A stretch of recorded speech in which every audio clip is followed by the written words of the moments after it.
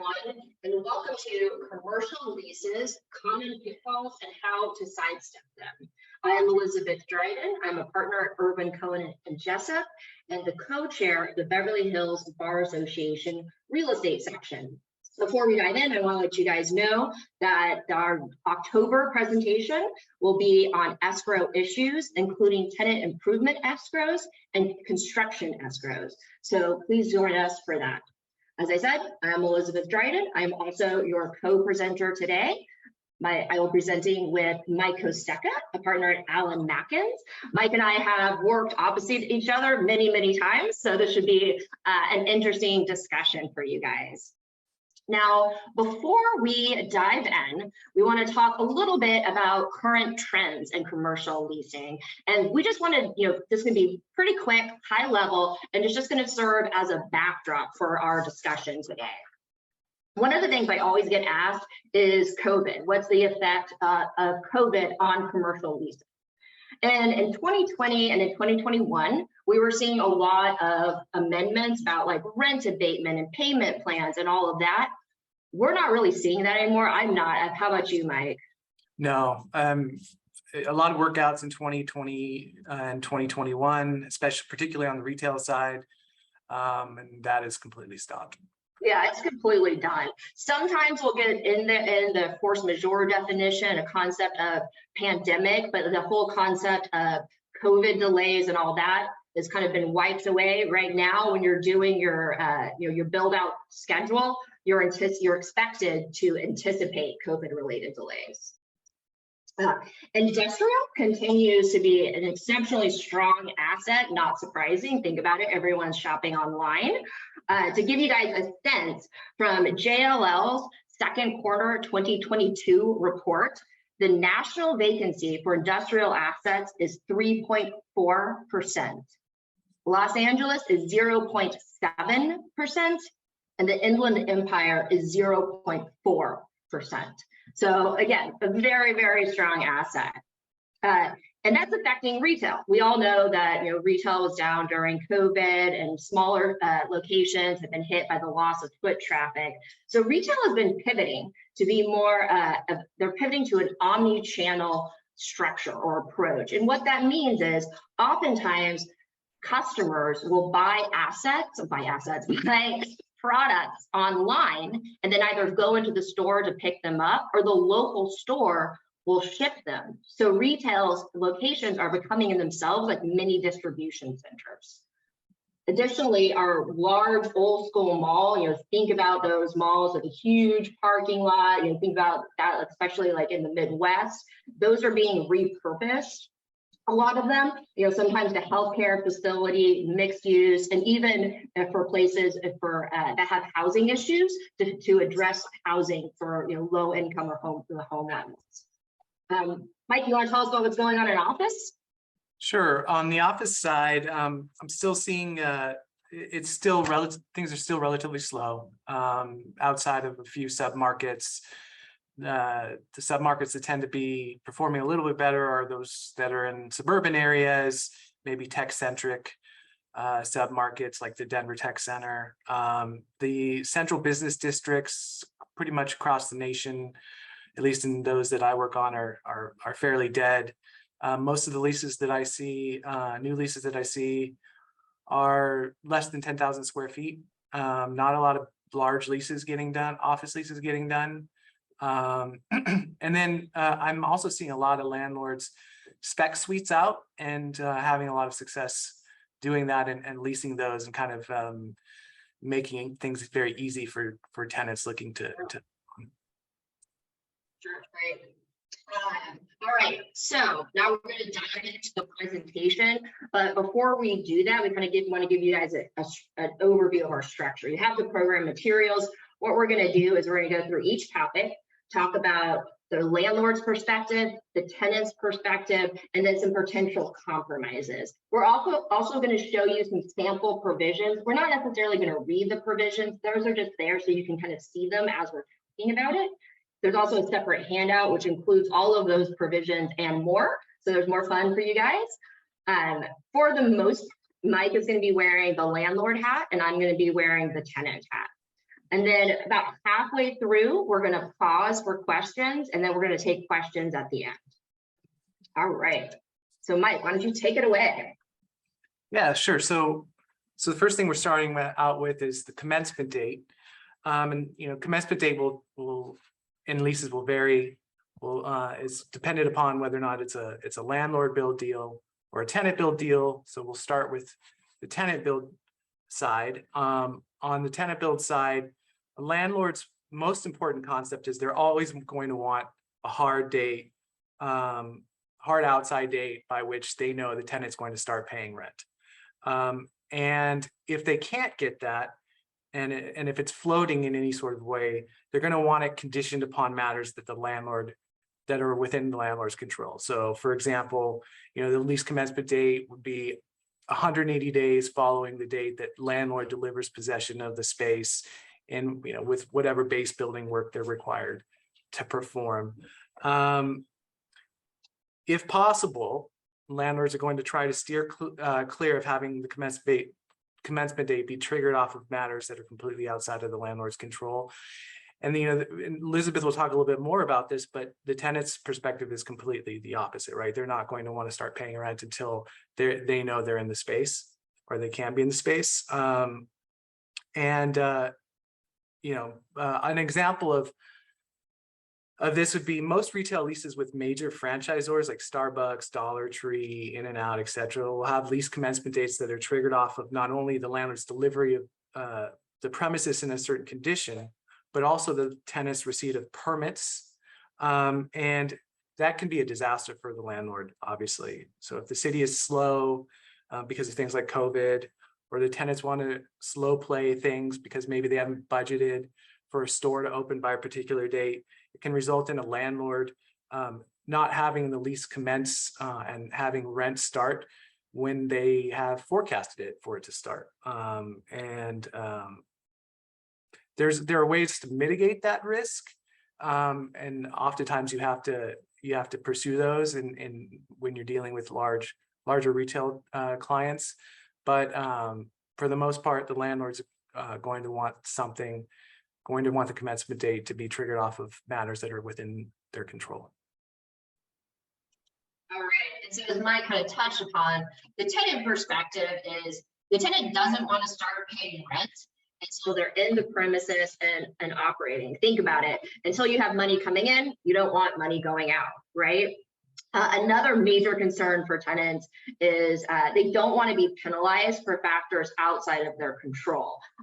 This is generally, obviously, force majeure, which is always a fight. And then more particularly, landlords like to have approval rights over tenant builds, right? And so they don't want the landlord to delay granting approval and to have that cause an issue for them getting in the premises and have that affect their rent clock. So some potential compromises. This is an example here where we say the commencement date, and Mike kind of touched upon this, is the earlier of the commencement of the business operations at the premises. That regardless, if the tenant is operating from the premises, the landlord wants rent, right? They don't want you in there making money and not paying them. Or X days following landlord's delivery of the premises. So this is what the landlord wants to see, right? The compromise here is that the commencement date gets extended for any delays caused by the landlord or force majeure. And I would actually put that force majeure in your heads in brackets because landlords don't like to give force majeure. When I for tenant builds, when I represent landlords, we never give it. So that's a little unusual, and that's going to be for a tenant with some more negotiating power. Yeah, absolutely. And when we do on the landlord side, when I have clients that do give force majeure, they're very adamant about having it capped, so that you're sharing the risk of force majeure, right? You're not penalizing the tenant, or the tenant's not bearing 100% of the risk of a city taking a very long time in permitting, or some supply chain issues. But the landlord knows that at some point they're going to start getting paid rent and they can forecast appropriately. All right, and so here then also is the concept of landlord delays. You know, we don't want, what landlords don't want is they don't want to get into, and I'm speaking for Mike now, they don't want to get in a situation where the tenant says, whoops, you know, we know this is our outside hard date, and the tenant comes back and says, well, we didn't need it because you weren't responding appropriately or quickly enough, right? Oh, that's actually, no, this is approval right. So for the approval rights here, this gives everyone a sense of timing. So the tenant gives its plans to the landlord, and the landlord has 10 business days to review the first plans. And then if there are any changes or modifications, they have 3 business days. So it's kind of, that is for tenants that really want to get in quickly, and that's important to them to move fast. And that essentially makes it so that if the landlord doesn't respond within these time periods, they're deemed approved and they can move on and they don't get hung up and stuck. And there are a lot of different ways you can sort of expedite approval processes or different portions of the work through the administration of the work and the supervision of the work through the lease documentation to ensure, to sort of head off delays, right? And so, you know, contact Elizabeth or I myself with with suggestions. All right. So then we're going to talk about the landlord build out. Yeah, so on a landlord's build out, you know, typically you'll see the commencement date tied to substantial completion of the tenant improvements. So the landlord is taking the risk of force majeure, 100% of the risk of force majeure in that circumstance, with caveats that we'll get into for tenant delays. But so you know, the rent doesn't start until the tenant can occupy, essentially, right? And landlords are going to focus on you know, 3 things among many things, but 3 important things, I think, whenever you have a landlord build deal on the in terms of the commencement date. The first one is avoid giving hard dates. So unless it's an as-is deal where you're just handing over the keys, or you know that the scope of work is limited, maybe like painting carpet doesn't require a building permit, and you know that you'll have plenty of time between the lease execution and the hard commencement date to complete the work. Avoid hard dates at all costs. And that gets a little sticky because I know, you know, most or a lot of letters of intent will have hard dates in them as the commencement date. And even when the scope of work is significant. And so tenants will oftentimes see the commencement date being tied to substantial completion of the tenant improvements as a retrade. And that takes a little finesse. But, you know, and it also, it takes hiring the right brokers and having the right, you know, asset management team in place and with the landlord to try to avoid those situations.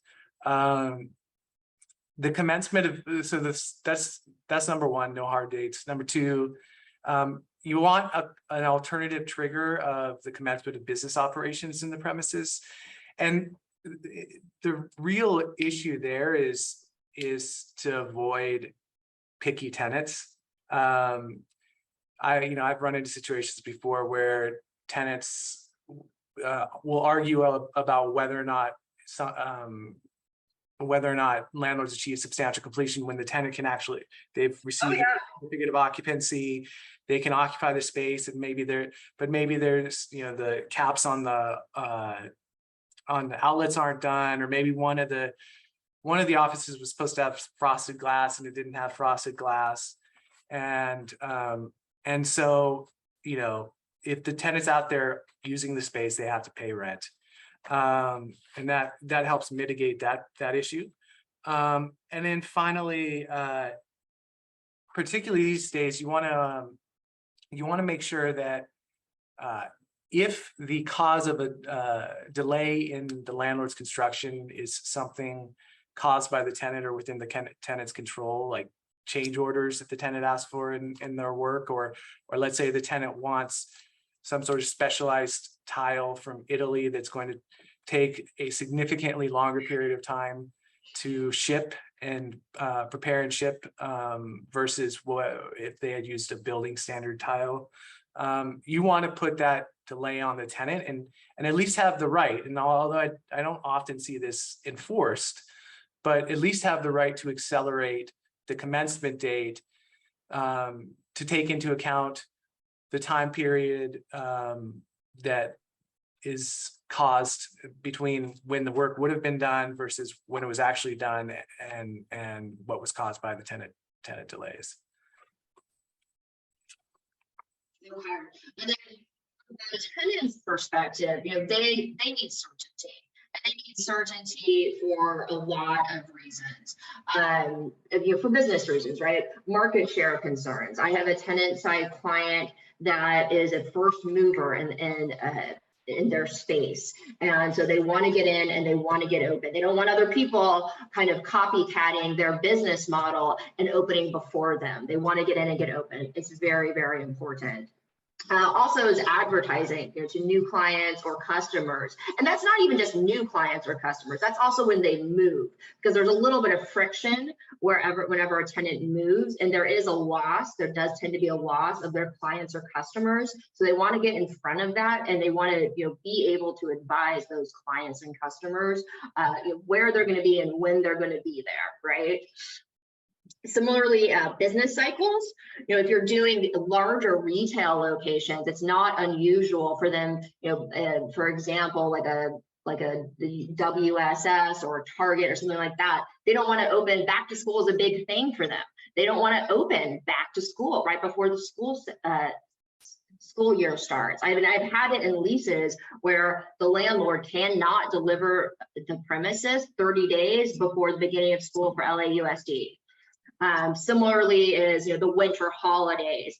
Most retailers don't want to open or don't want to have a premises delivered in November and December, because it takes them some time to get up and running, right? It's not like you deliver it and the next day they are fully stocked and fully staffed. So there is a lag there.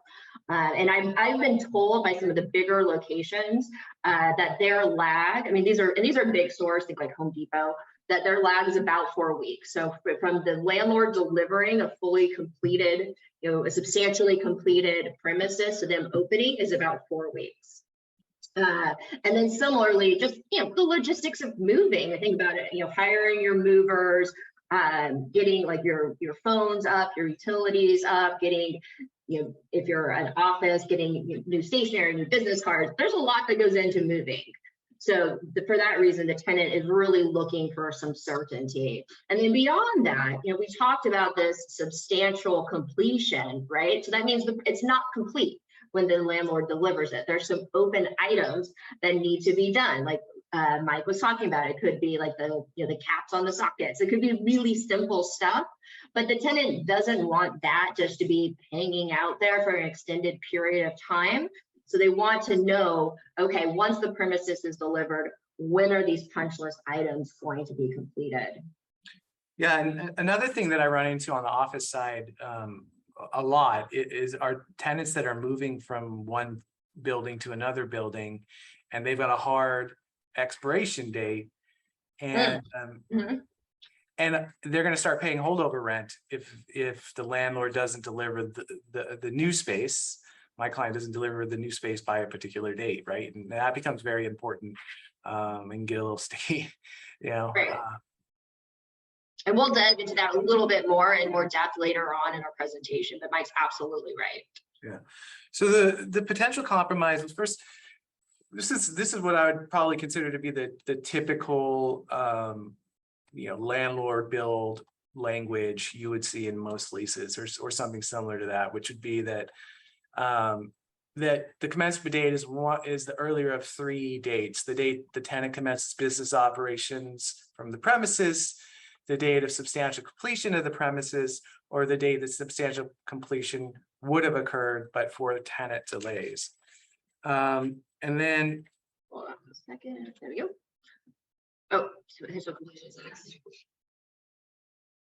And then, so one of the ways the tenant can ensure that the lease, when the lease commencement date is essentially tied to when they can actually, they can be up and running, is by digging into the definition of fleshing out the definition of substantial completion a little bit more. So you define it as something along the lines of, just generally speaking, the completion of construction, the TIs and the premises pursuant to the construction drawings approved by the landlord and tenant, with the exception of any punch list items and any tenant fixtures, workstations, built-in or other furniture equipment to be installed by tenant or under supervision of the general contractor. The gist of it is the tenant can move in and there's not work that's in the landlord's court that's going to materially disrupt their ability to operate from the space. And then B would be that a certificate of occupancy or its equivalent has been issued by the applicable jurisdiction. So not only can the tenant in terms of physically move in, but they can legally move in as well. One thing to keep in mind is that there's some jurisdictions that will require furniture placement, things like furniture placement to be complete before they'll issue a certificate of occupancy. And that's obviously something that's typically in the tenant's court. So it's a good idea to carve that concept out of, if you're going to include a certificate of occupancy in your definition of substantial completion, you want to think about carving out that particular situation and say, something to the effect of the issuance of a certificate of occupancy, or if it would have, or the time it would have been, the date it would have been issued, but for the fact that tenant's furniture is not in place, essentially, right? And the other thing too to think about with these, the substantial completion is the purpose, the use of the premises. If your premises is an office, it's one thing. If it's retail and you have customers coming in and out, you don't necessarily want there to be your grand opening and have all these workers in the background, right? So that also affects what's permissible to have left open and what's not. Absolutely. So another thing to keep in mind in terms of potential compromises is fleshing out the definition of tenant delays. And really, you can get into a lot of detail on what does and does not constitute tenant delays. Contact or Elizabeth or myself for further help. But the big takeaway here on this side is that tenants are going to want, and a sophisticated tenant is going to want, and it's reasonable to expect that, at least in certain circumstances, they get notice and cure rights before a delay becomes effective. So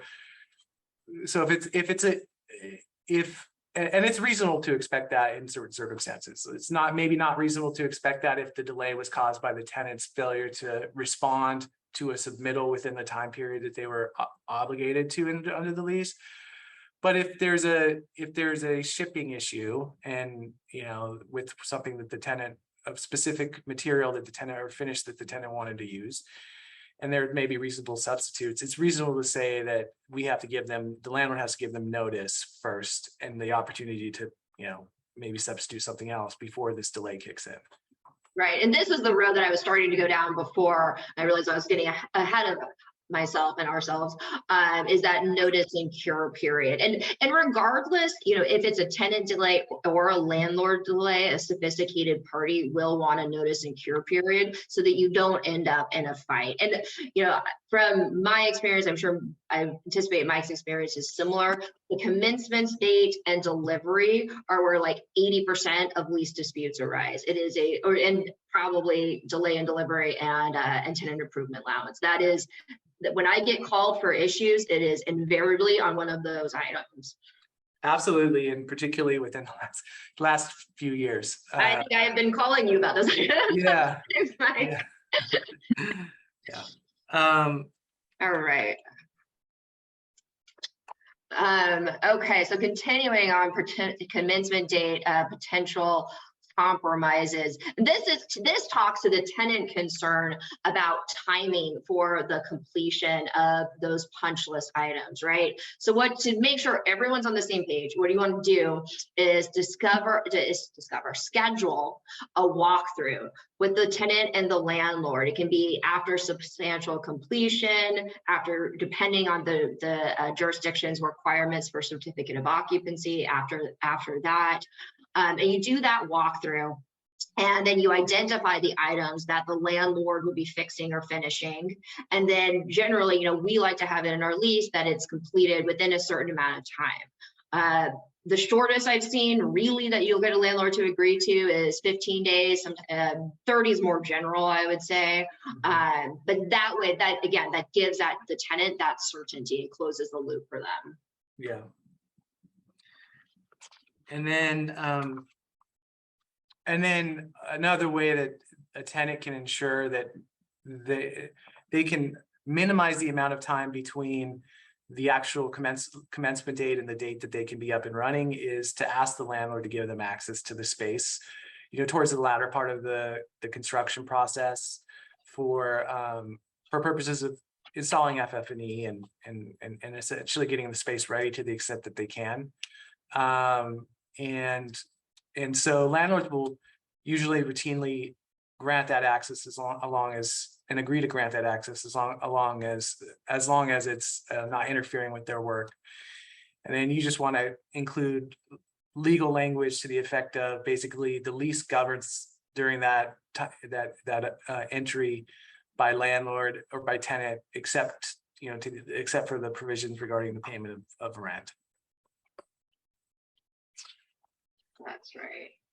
Okay, so then related to all of this is delay and delivery. And the delay and delivery can happen, both when it's a tenant, when it's a landlord build, so that's the delay of the finished product, and when it's a tenant build for delay of the premises for the tenant to get their work started. Yeah, absolutely. And so it's not unusual. In fact, these days, I would say it's probably more than norm that in larger leases, whether or not it's in the letter of intent, that a tenant will expect and receive some sort of remedies for a delay in delivery. And so I advise my landlord clients to, think about 4 different things when they're agreeing as to whether or not to give these remedies and to what extent. The first is they need to figure out what remedies they're willing to give. So usually the remedies will be phased in, they'll be incremental, and they'll start with some sort of abatement right, which might incrementally increase over time. And it's kind of a misnomer to say abatement right. It's really just a rent credit, a day-for-day rent credit, or sometimes 2 days for day rent credit for every day beyond a particular date that the landlord has failed to complete the work and deliver the space. And then there'll be some sort of outside termination right, whereby if the landlord really screws up and hasn't hit a particular date, that the tenant will have a termination right. So those are the typical remedies. There's variations on those. Sometimes you'll see instead of abatement right, landlords will agree to pay the incremental. If the tenant's in a holdover situation because of the landlord will agree to pay the incremental increase in rent because of the holdover. And there's other variations, but those are by far the abatement and termination right are the ones you see the most. The second is you need to figure out a reasonable trigger date or trigger dates for when those remedies are triggered. And my rule of thumb is I tell the landlord to get with their construction manager and come up with a very conservative estimate as to when he believes the work design, permitting, and construction will be complete. And then I say add at least 30 days. This is always longer than that. And third, you need to make it clear that that any delays or that the trigger dates are subject to force majeure and tenant delays. So usually the concept is something to the effect of those trigger dates are to the extent that the landlord is delayed in delivering the space as a result of force majeure event or a tenant delay, that that trigger date is extended on a day-for-day basis. And then you really have to fight over what's included in force majeure and what's included in tenant delays, right? And then finally, and this is very important, is this remedy, whatever remedies you agree to here, need to be the only remedies, right? Because what you don't want to happen is to, for example, agree that the lease terminates and also get hit with a lawsuit for damages. That'd be a disaster for the landlord, right? So it's all about certainty for your client. If everything goes wrong, what's the worst thing that could happen? And if you want to have that box in place. Right. So, and then from the tenant's perspective, it's kind of the same thing as the landlord build concerns. They need certainty and they need the ability to plan. The other concern is being stuck in a lease waiting for delivery. And if that is exceptionally uncertain, they can't plan an alternative, right? They need to have a way to say, okay, we're either going to get in this space by this date or we're going to move on, right? They don't like that uncertainty factor. Yeah. And then, so as Mike kind of touched upon, like the best way to handle this issue is to get ahead of it. During the LOI negotiations, set reasonable expectations so there are no surprises. And then for the tenant side, this is really important. I always advise my tenant clients because it's if you haven't done it before, it's difficult to appreciate how long the leasing process takes. And that's not just like preparing a lease, it's preparing a lease, preparing the space, making sure the existing tenant is out. It's not a super quick thing, maybe other than when you have, like Mike was talking about, an office landlord that's doing spec spaces, that obviously cuts that time down. But it's not something, I have clients coming to me, they're like, oh, we need to move into the space in 2 weeks. And it's, yeah, Mike, you automatically go, no. And so on our part as tenant representatives, it's an education too, that you need to engage early in the process.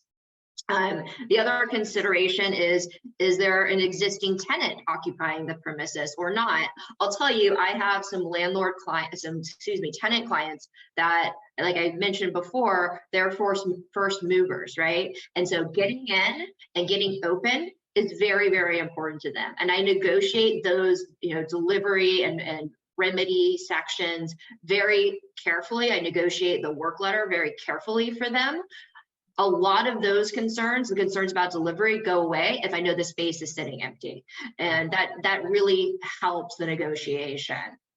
And then as Mike said before, the landlord, if it's a landlord build, talking to their construction manager and just making sure that they have a conservative estimate for that length of time to design, permit, and construct the tenant improvements. And then that buffer, the buffer is always important.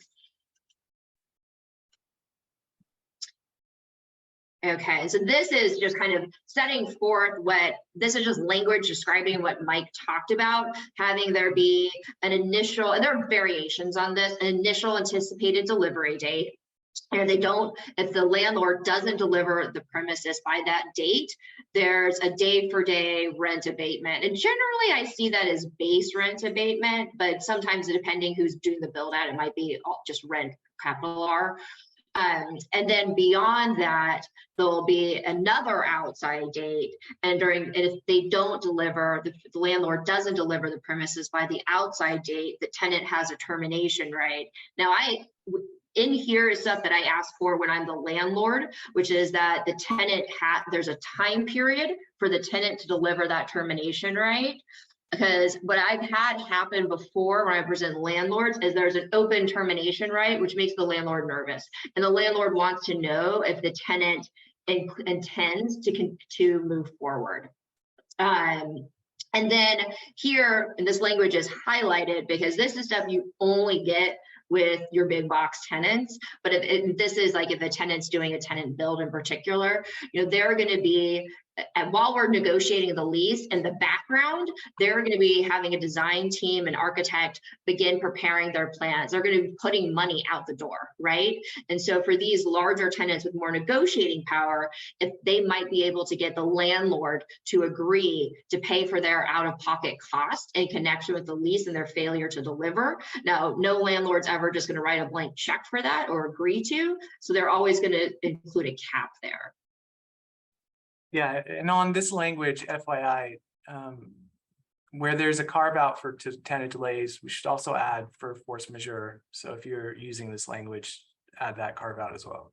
Yeah, and I would say though that force majeure for delivery and tenant and build outs, smaller tenants aren't going to get that. So I would, in my experience, so just be mindful of the relative negotiating power between the tenant and the landlord. The larger the tenant is, the more negotiating power. And in general, landlords have more negotiating power, I would say, even in this market. But for the smaller spaces, for the smaller spaces in particular.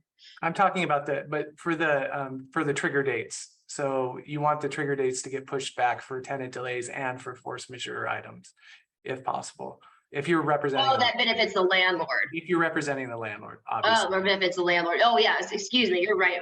You're right. And I would say if I was the tenant representative, why do you get it and I don't? Right. Right. Which, yeah. Okay. Oh, all right. Okay, and this is the language that Mike was talking about. Yeah, go ahead, Mike. Oh yeah, so this is just saying that this is the tenant's sole remedy, and then for just reiterating Elizabeth's position that occasionally, most of the time with big retailers, landlords will agree they'll pay the tenant if the tenant exercises termination right as a result of a delay in delivery, then landlords will agree they'll pay for the tenant's out-of-pocket costs with some sort of, obviously you want some sort of limit, right? If you're representing the landlord. That is right. Okay. Go ahead.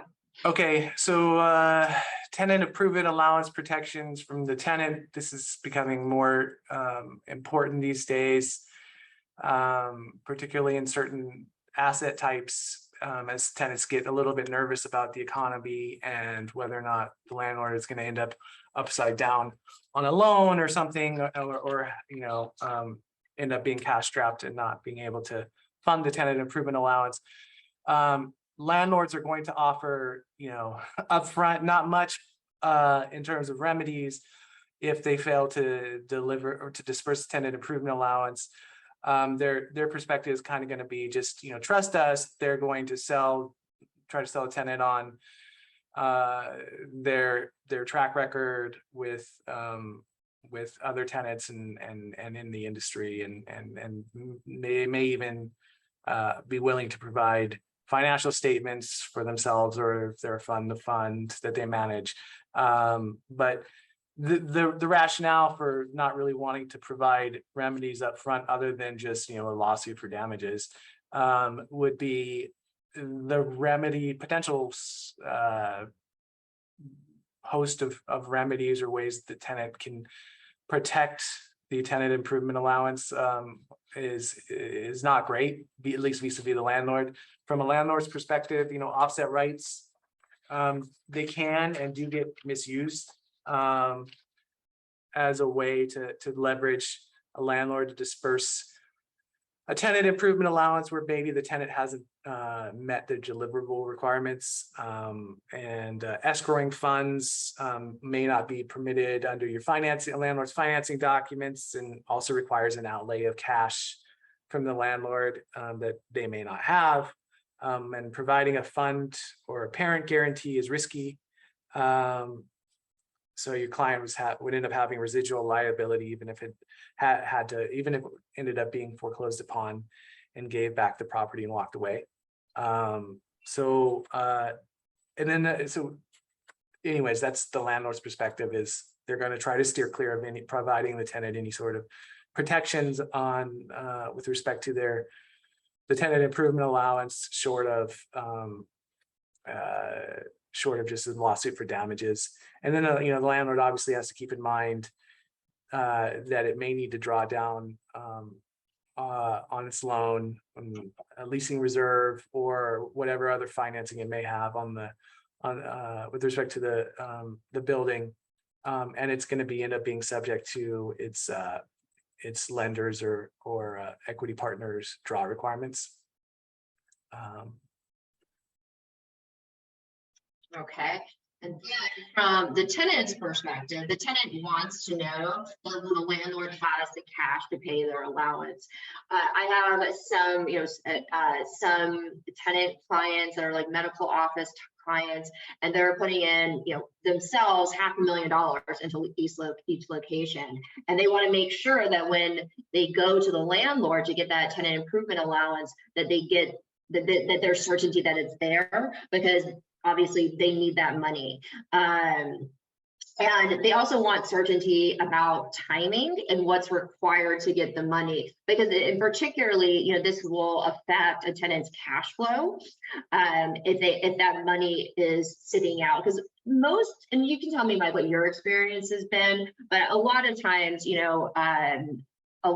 there's two options for tenant improvement allowance. They'll either be paid directly to the vendor, or the tenant will pay it up front and get reimbursed from the landlord. Landlords obviously prefer the second one, and that tends to be what I see. How about you, Mike? Yeah, I don't know. I'd say it's probably 50-50. I do see a lot of landlords dispersing the allowance directly to contractors, right? Conditioned upon receipt of a conditional allowance, just because a lot of tenants don't have the money to float, Yeah. Sure, and that's exactly right, because the float is a problem for tenants. So they certainly prefer that if the landlord will just pay directly. I have other tenants other clients. I've had other clients on the both on the tenant side, and then negotiating versus other tenants that are very large corporations that just say, we'll take it all at the end after we've done everything. And then sometimes they'll forget to even ask for it. Wow. Yeah, that's happened before. That sounds like a good tenant to have. So just going quickly, because I want to be mindful of time, a lot of this stuff Mike touched upon already, potential compromises, offset rights. Here we have notices, right? The tenant isn't just saying, hey, you didn't pay me my tenant improvement allowance, I'm not paying you your rent, or I'm offsetting against rent. They have to provide the landlord notice. And that's kind of been a theme so far, if you've noticed that folks want notice. They don't want just someone to claim a right. Also, having the requirements for the tenant improvement allowance package to kind of align with the landlord's lender's requirements for their draw packages or for their equity draw packages. The difficult thing here is that, and I actually do a lot of financing, and no lender would say, okay, you give me X, Y, and Z, and that's all I need to disperse loans. They always have other items reasonably required.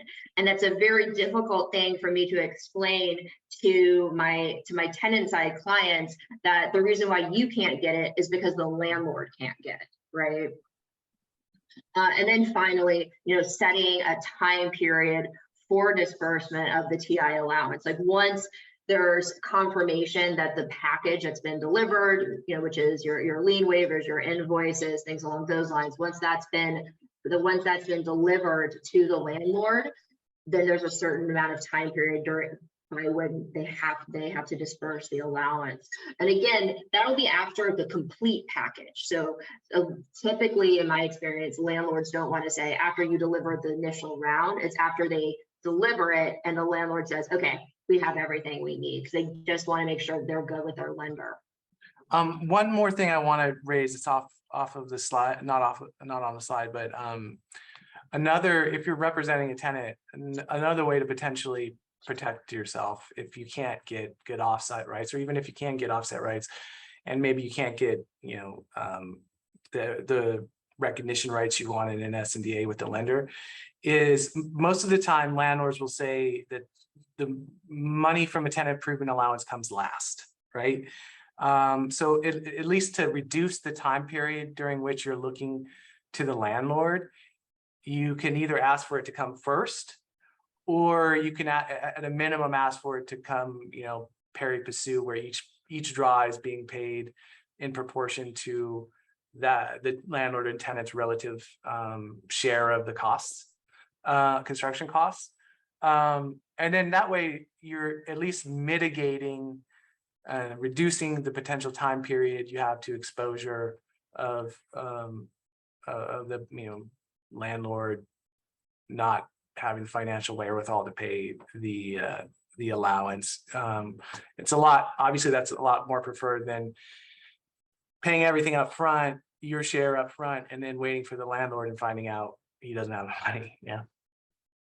Absolutely. And this, so we are a little bit more than halfway through the program, although I know time-wise we're not. This, as I kind of touched upon before, these are the major issues and where we see disputes.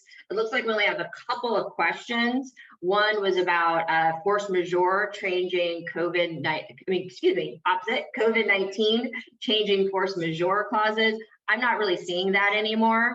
Mike, are you seeing that? No, I mean, everybody beefed up their force majeure clauses, in 2020 in response to the pandemic. And the biggest issues were just making, by far the biggest issue is making sure that the tenant can't claim any sort of abatement of rent, right? Or it constitutes a casualty. The inability to use the space because of their space, because of governmental orders, health and safety orders, or shutdowns, didn't constitute some sort of casualty. But after that, yeah, there hasn't been anything. And usually sometimes tenants will push back on the expanded force majeure language, and landlords will just say no. Yeah, that's exactly right. And and I've had that too. The one place I'd say where I'm still kind of seeing it is maybe I just did a lease and I was representing the landlord actually, and it was a tenant, a very large tenant. And in their lease, they had some language. I talked to their counsel, it was a tenant form lease, and I talked to their counsel about it. And he was like, yeah, this is a hangover from 2020 and 2021. Yeah. And he was essentially like, don't worry about it. We're not including this. The other question was about early construction posing liability for a landlord. And typically landlords don't allow for early construction. Early access, like Mike talked about, is for installing FF&E. Yeah. Yeah, go ahead, Mike. No, I was just gonna say, that's right. Yeah, it's for the fixturization work, the move-in ready work. I have seen sometimes situations where landlords provided the tenant can come out and do some construction, at the same time on different portions of the space. Yes, it does raise liability issues. Usually you'll have pretty significant waiver of claims and indemnifications, and you'll make sure that all of the insurance requirements apply during that time. Yeah, and that's a very important thing during any early access period that Mike talked about, is the other provisions of the lease are all supposed to be satisfied, including that the tenant has insurance and the tenant's vendors and contractors have insurance, and they've delivered those certificates of insurance to the landlord. Okay, so we technically have 10 minutes left, Mike, just FYI. So the rest will be faster, y'all. Okay. Permitted transfers. Yeah, so the landlord's issue here is they want to leave the dance with the person who brought them, right? So they underwrote the lease based on the current tenant's financials, track record, maybe experience and expertise and in the industry, et cetera, and so they don't want a tenant to have the right to assign the lease to some third party who the landlord didn't vet and maybe doesn't meet their underwriting requirements. Perspective, we don't want the tail to wag the dog. And This is something that is particularly important if you're representing startup tenants, because their whole business model is they want to expand, and then not all of them, not actually, some of them have the business model where they want to get their business off the ground and running and then sell it. And they don't want that sale to be held up by a landlord consent. This also happens with, you know, with bigger tenants as well, because there's options to merge with other companies. And additionally, sometimes they just want to do a corporate restructuring. I have a very large retail side tenant out of Canada, and for Canadian tax reasons, they're doing a very large restructuring. And we're doing leases in every major mall in America, and we have language that is built in that this is permitted, and we will let you know when it's done, but it's permitted, because there's no way they're going to change their business structure to satisfy some American leases.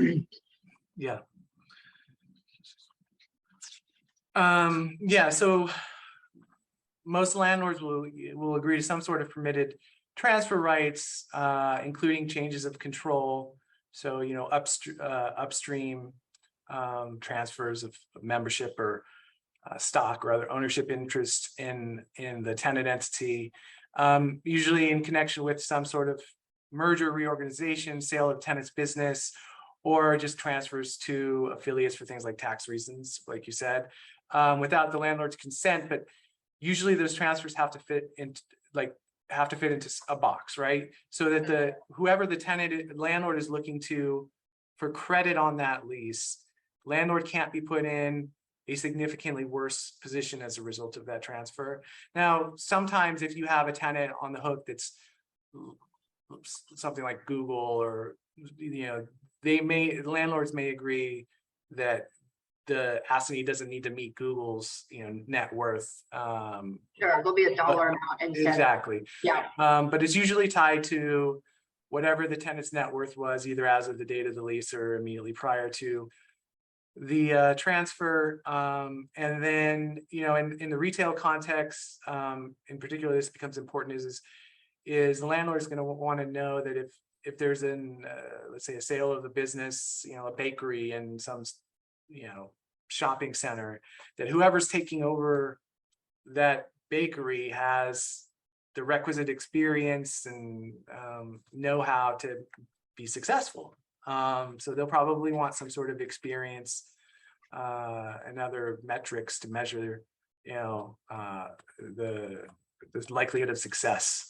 And then obviously there's not going to be any, landlords will generally not to agree to any release of whomever the original tenant and whomever they are looking to for the credit, which may not be the original tenant, it may be some sort of guarantor. Yeah, I was going to say that really should be no release on the original tenant and guarantor, just so that everyone has that in their minds. And then for the use for retail, also just to keep in mind, you know, a lot of landlord clients, they're curating their shopping centers, so they're trying to get a mix of tenants that fit together and benefit and add the most benefit they can to their center.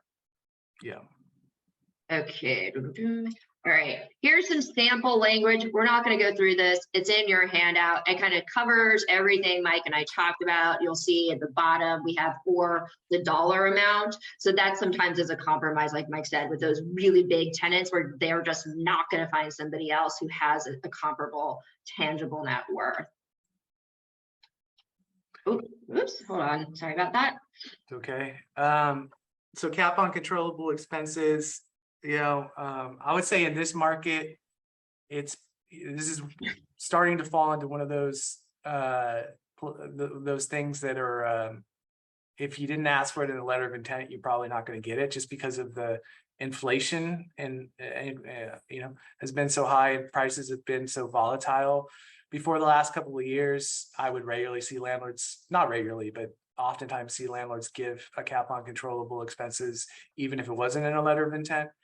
Some things to keep in mind for landlord is they want to keep the cap so high that it's never met.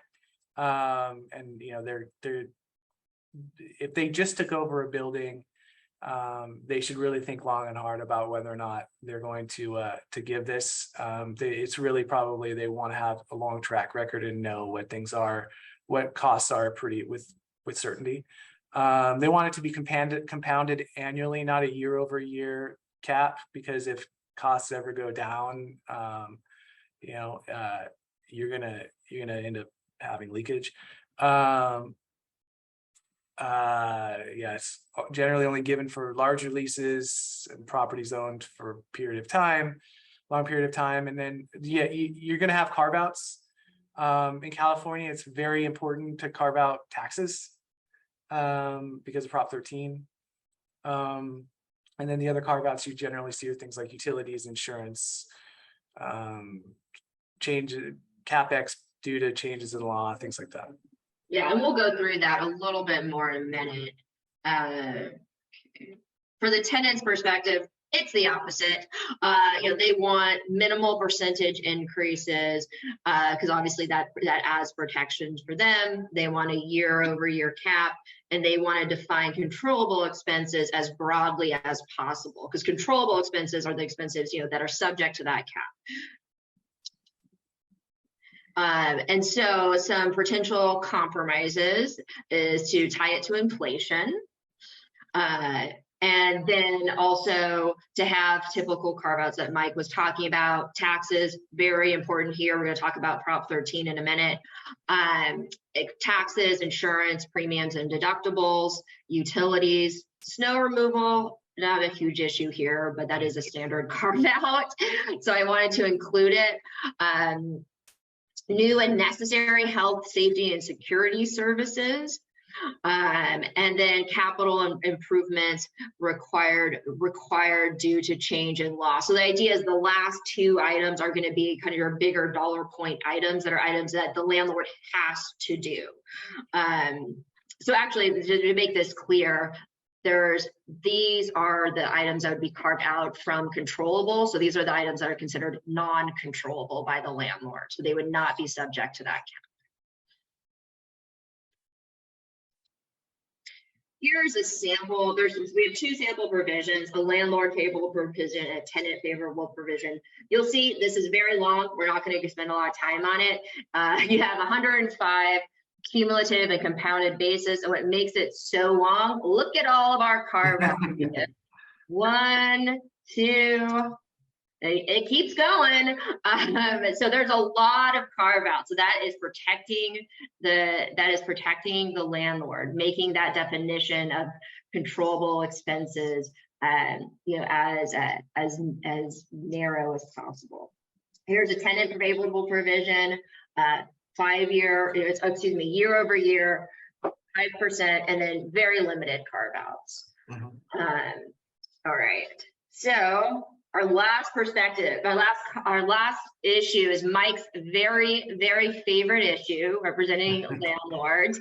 And honestly, everyone always asks me about that, which is why we wanted to include it in the program. But Mike will kind of kick this off by telling you, obviously this is a California specific issue, and he'll run through what landlords really think about this. Yeah, I mean, I've probably done over 1,000 leases, and I could probably count, of those, maybe 30 of them have had Prop 13 protection. Yeah. I mean, that's to offer some perspective. Landlords absolutely cannot stand this. It's anathema to the landlords, because it reduces the marketability and value of the building, period, point blank. And it's one of those things that when a potential buyer is doing their due diligence on the leases and abstracting the leases, it's one of those things that will get pointed out, as a red flag. And so if the tenant wants it, they absolutely need to push for it during letter of intent negotiations. I'd say their chances of getting it after letter of intent negotiations are very, very slim. I've seen it happen, but only when a landlord is desperate for a deal. And only so, you know, the tenant really needs to know their hand, right? Like, you know, if it's a big office deal right now, you know, in the central business district, maybe, you know, just because there's not that many. All right, and then obviously from the tenant's perspective, and we see this happen. You know, if the landlord has owned the property for a substantial period of time and sells it, that pass-through cost of real estate taxes could be substantial, and it could be an issue where the tenant can't absorb, the business can't absorb that additional cost. And I'll tell you, my firm's building in Beverly Hills was owned by the same owner, I think since the 70s, and went a very long time. And then it was bought maybe 2019 by a new owner. And I actually got a lot of business out of it because a lot of their tenants, I mean, they saw like their pass-through costs for taxes, but they used to pay an entire year, being now the pass-through cost for 1 month. So think about that increase, right? And so these tenants were, they just couldn't continue. They needed to move to another location. Yeah, so particularly in an office lease, which is most of the time going to be full service gross with the base year, the taxes component is one of the few places, taxes and capex, where there's a real significant opportunity for escalations, right? Like, okay. And then potential compromises. You know, and I've seen all of these for a set period of time, to put out Prop 13 protections, maybe for 3 years. And if the landlord doesn't plan on selling it anytime soon, they can be comfortable with this. I'll tell you also, when I represent tenants, we'll look sometimes and see how long the landlord's owned the building. Sure. And we feel better if they just bought the building. Yeah, absolutely. Okay, and then we limit it to be the landlord. Mike, do you want to go through this? These are the landlord's compromises they'll give sometimes. Yeah, so you know, you want to limit it to the originally named tenant. So this is a concession to get the deal done. We're not giving this to your ass and ease, right? That if they're in possession of the entirety of the space, they get it, and they can't be in breach or default under the lease. One other thing I wanted to mention is we talked about, you know, landlords maybe can get comfortable if they don't have plans to sell the building. I always tell the client, you know, plans change. Plans change. You could get a great offer tomorrow, or hit a rough patch and have to sell this asset, or, you know, if it's an individual, you could pass away and it pass to your kids and they want to sell it. Yeah, and I tell my clients the similar things. Plans change. They certainly do. And we have included in the handouts a lot of variations on Prop 13 protections for tenants. A lot of that's kind of for kicks, because you can see there are a lot of different variations of how that works. You know, some of them, oops, make sure I have this right. Just making sure what we have. Oh my goodness. Okay, actually, I did not realize we have one more topic. So you'll see those, and there's step-up provisions. There's different time periods. There's a lot of options. Mike, do you want to? We can get through this pretty quickly here. Yeah. So holdover. You know, from a landlord's perspective, they want holdover. It's really a penalty, right? They want it to hurt for a tenant to hold over. Because it's going to delay their ability to lease the space to third parties, and you know, which in turn can jeopardize sales or financings. Right, and then, you know, for the tenant, obviously vacating a premises sometimes outside of the tenant's control. It could be kind of taking full circle back to where we were talking at the beginning. You know, the landlord's they have a new landlord, maybe they're moving, and the landlord hasn't delivered that new space. So if there are going to be consequential damages or indemnification requirement for the landlord's losses, right? The important thing, and we keep saying this, they want notice. So they want the landlord to say, hey, we have a potential new premises. And there are lots of variations on that. We've entered into an LOI, we are entering negotiations, things along those lines. But so that way the tenant knows. Here's just some examples of holdover rent. You know, typically we see it as a percentage of existing rent. Sometimes I see the percentage of the greater of a percentage of the existing rent and fair market rent. And then also sometimes I'll see it in a stepped up basis. That tends to be for tenants with more negotiating power.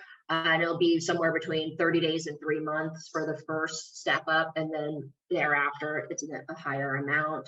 And then like we talked about before, the consequential damages kicking in, preferably, you know, after the tenant gets notice. All right.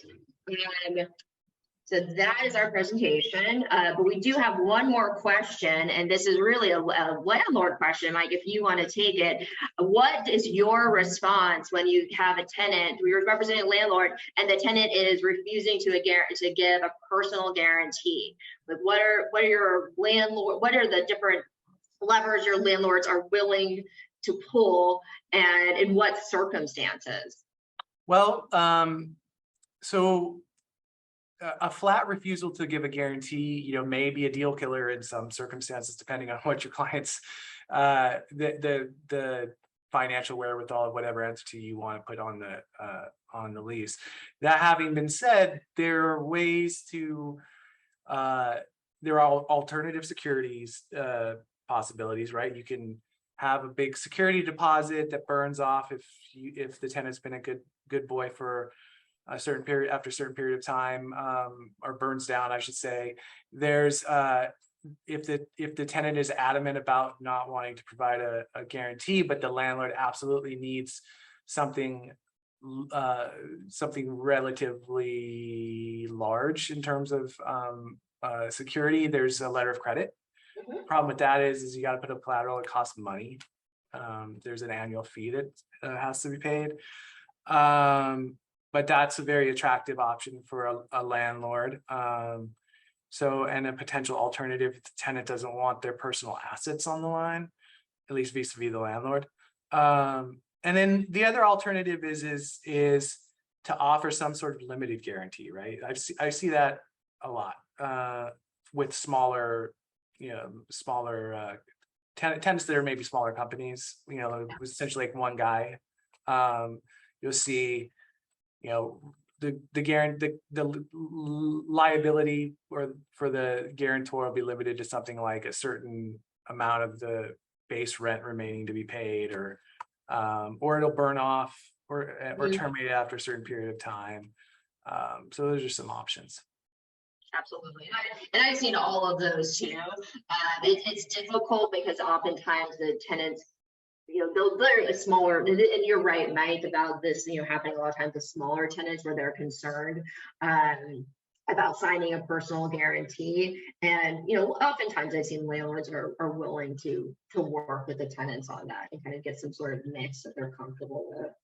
Another thing I will say too, I mean, at least I do a lot more office leasing than retail leasing. I do a decent amount of retail leasing, but I will say that unless it's a very big lease and the landlord had a lot of problems with the tenant, that usually if the tenant has to walk away from the lease, they'll be able to negotiate a buyout, right? Landlords, especially institutional owners, aren't in the business of chasing down personal guarantors for the most part.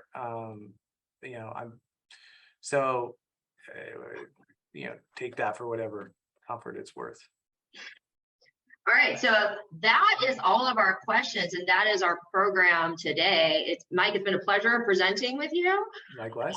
This was fun, and you guys, you have our information on the slides and on the handout. And if you have any questions or want some guidance at any point, please feel free to reach out to Mike or me. We'll be happy to take your call. All right, thank you, everyone. Have a great afternoon.